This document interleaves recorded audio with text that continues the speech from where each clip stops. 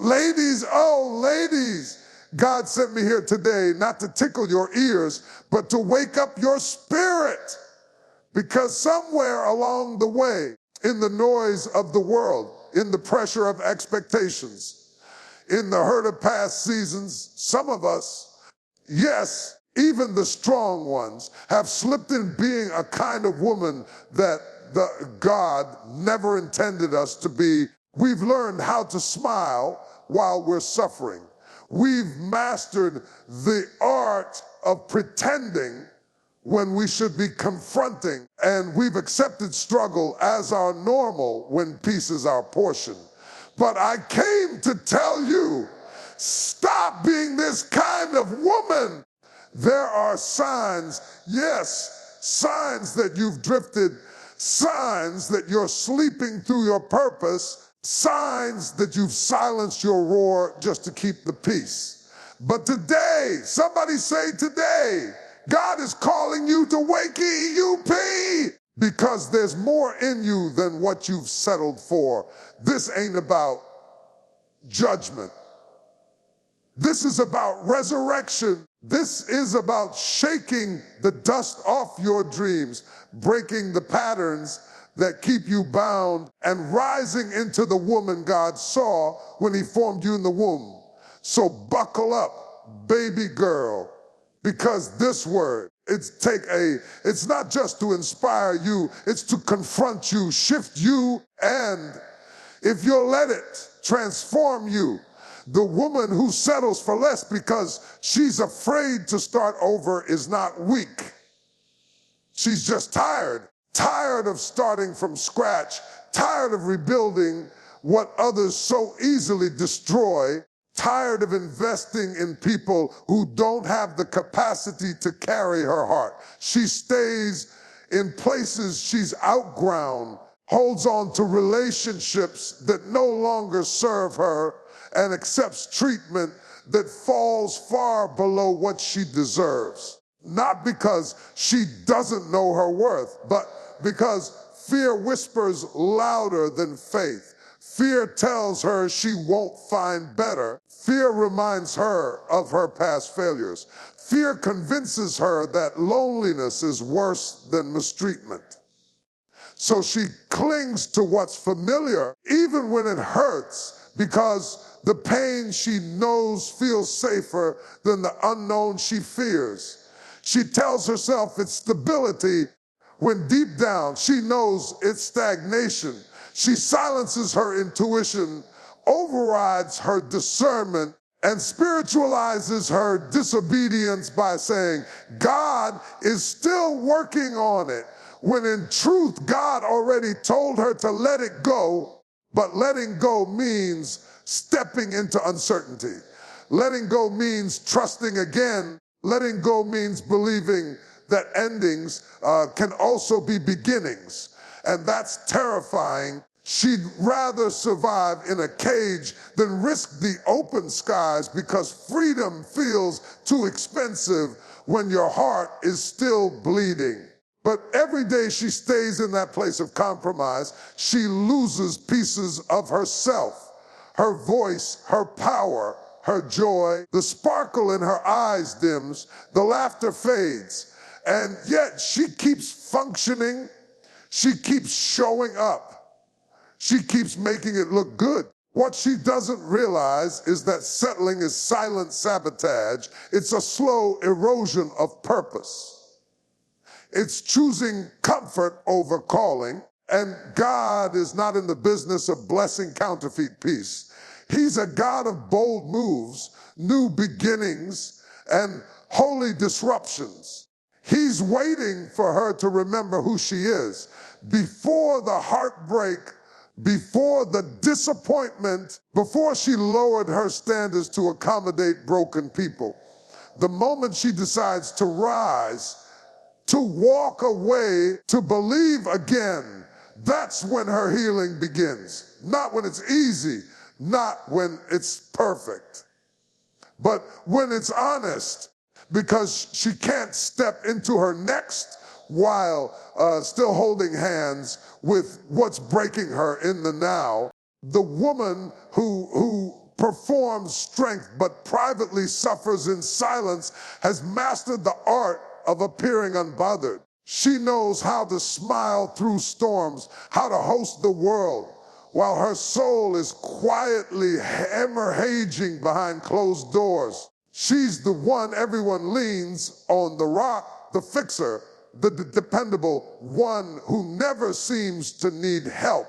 But what they don't see is how heavy that role becomes when no one ever asks if she's okay. She's been conditioned to believe that vulnerability is weakness, that asking for help is a sign of failure, and that emotions must be hidden to keep her crown intact. So she tucks her tears under her makeup, swallows her pain with her morning coffee, and goes about her day as if the weight of the world hasn't fractured her in secret places.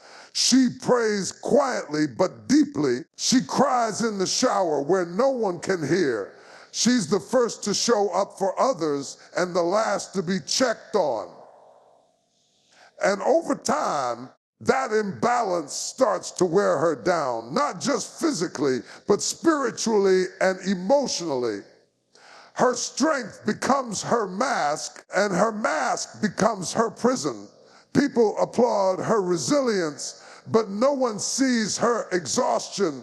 They're amazed at how she keeps going, but they have no idea she's running on fumes.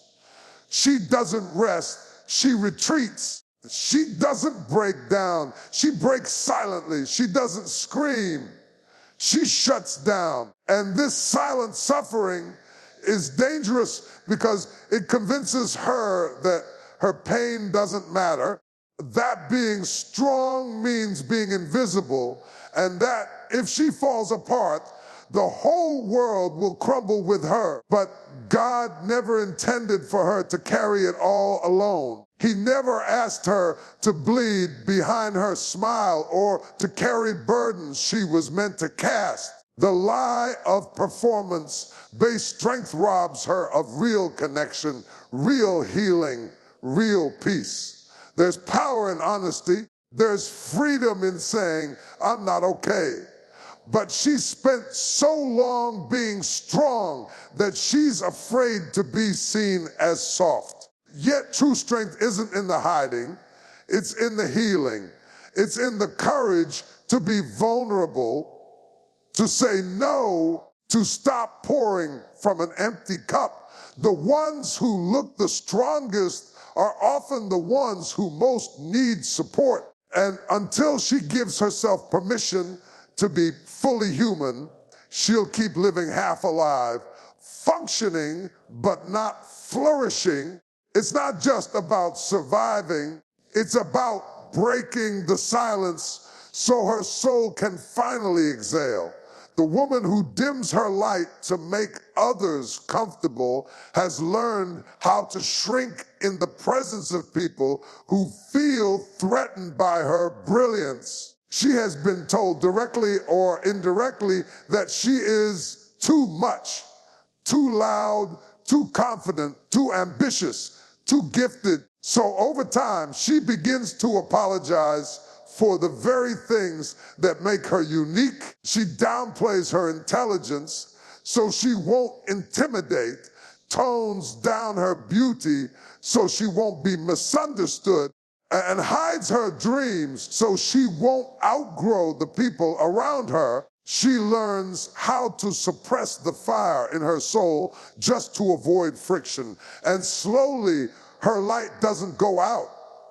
It just gets dimmer, not because she lacks power, but because she's trying to protect the fragile egos of those who can't handle her shine. She walks into rooms and makes herself smaller, even though she was born to fill the space. She second guesses her ideas in meetings where she knows she carries the solution. She withholds her voice in conversations where her wisdom could shift the atmosphere.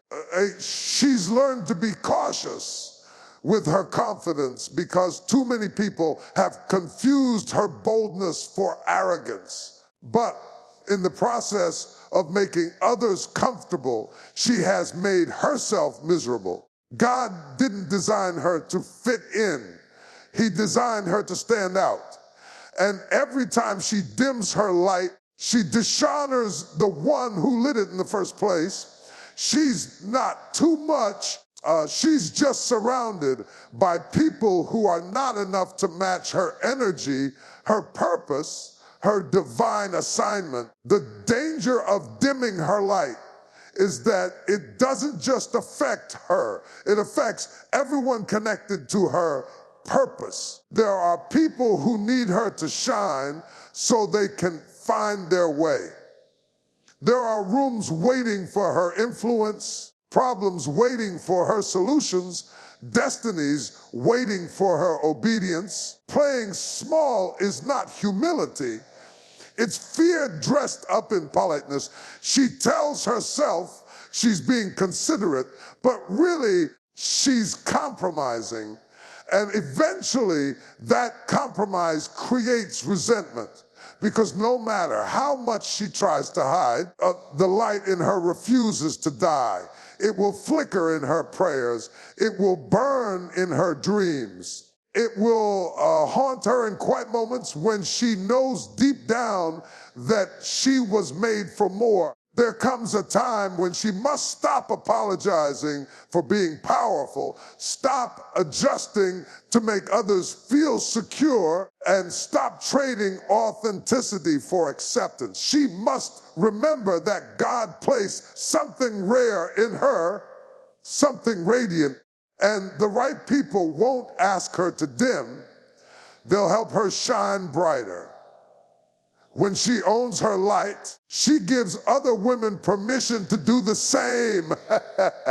And that's not arrogance, that's purpose in full bloom. The woman who confuses business with purpose is always moving, always doing, always saying yes. Her calendar is full, her phone never stops ringing, and her to-do list is never complete. From the outside looking in, she appears accomplished, driven, and productive. But on the inside, she's running on empty, mistaking motion for meaning. She fills her days with obligations that look important but lack true impact. She volunteers for everything, shows up everywhere, and does all the things, but still feels unfulfilled. That's because business has become her drug of choice, numbing her from facing the deeper questions she doesn't want to answer. Am I truly walking in purpose, or am I just trying not to feel lost? She believes productivity is proof of value. She measures her worth by how much she can juggle, how much she can check off, how many people she can please. But in her effort to be everything to everyone, she forgets who she is to herself and to God. She's doing a lot, but is she doing what matters? Purpose doesn't always scream. Sometimes it whispers. And when her life is too loud, she can't hear the divine direction guiding her to her true calling. Business is often a disguise for avoidance. If she stays distracted, she doesn't have to confront the emptiness. If she keeps moving, she never has to deal with the H that something is missing. She hides in her schedule, but her spirit is starving. She thinks rest is laziness. She thinks stillness is unproductive. But the truth is, rest is revelation. Stillness is strategy. Jesus often withdrew to pray, not because he was weak, but because he understood alignment over activity. And that's where she must shift. God is not impressed by how much she can carry. He's drawn to how much she's willing to surrender. Purpose isn't found in the chaos of business, but in the clarity of obedience. Not everything good is God. Not every open door is meant to be walked through. Some things are distractions dressed up as opportunities. And when she's constantly chasing the next task, she loses the ability to discern the next move. She has to understand that slowing down doesn't mean falling behind. It means catching up with herself. When she stops performing for approval and starts moving with intention, that's when she steps into power. It's not about doing more. It's about doing what matters. She's not called to be burnt out and bitter. She's called to be effective and aligned. And until she stops equating business with purpose, she'll keep living exhausted, applauded by others, but disconnected from herself. Her value isn't in what she does. It's in who she is. The woman who nurtures everyone except herself is often praised for her sacrifice. She's the dependable one, the giver, the helper, the one who shows up with a smile even when her heart is breaking. She pours into her children, supports her spouse, checks in on her friends, covers her family in prayer, and handles business like a warrior. But when the day is done and the world is quiet, she's left feeling invisible. She has made everyone else a priority while placing herself at the bottom of the list. And though her love is genuine, her neglect of self is dangerous. She confuses selflessness with self-abandonment, thinking that being everything to everyone is noble, even if it costs her peace, joy, and identity.